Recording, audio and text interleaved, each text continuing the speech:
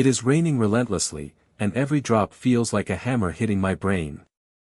I am physically uncomfortable, but the icy terror that has taken up residence in my bones is much worse. A storm is raging. Standing outside the stark white emergency medical center, I attempt to understand what is happening.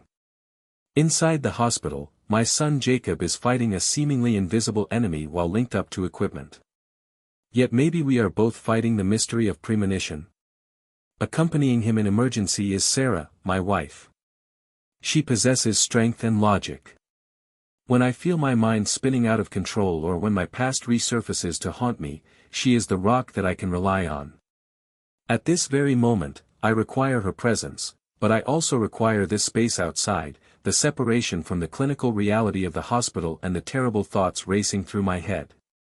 In my mind, the events of the past several hours unfold like a disturbing film.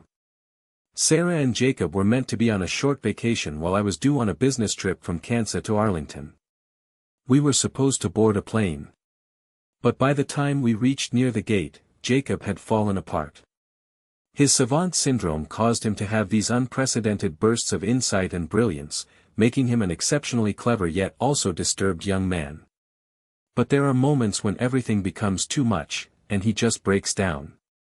Today was just another one of those days but with an extra dose of something macabre. We were nowhere near the jet when he began screaming. The background noise of the airport was interrupted by his ear-piercing screech. With a horrified expression on his face, he writhed and clawed at my arms. With his eyes watering, he yelled out, "No go." The gate workers looked terrified and even demanded we get a doctor because he was so agitated. To be honest, I felt some relief. It was more than just his condition that prevented him from boarding the plane. Those were his sketches. A fixation with drawing had gripped Jacob for days.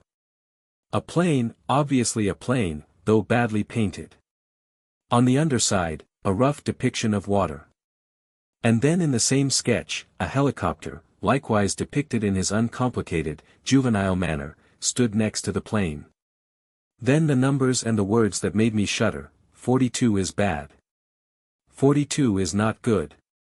I thought Jacob was experiencing a tantrum, and because I am 42 years old, I thought he was having a go at me, so I threw out the drawings.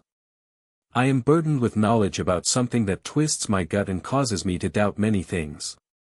It occurred long ago, before Sarah and Jacob, when I had just graduated from college and was excited to go and begin my financial career in the Big Apple. I will always remember that in the past. I awoke very early and I felt a heavy sense of foreboding, as if something terrible was about to happen. In my thoughts, the number 11 kept popping up in my mind. It was an irrational, uncomfortable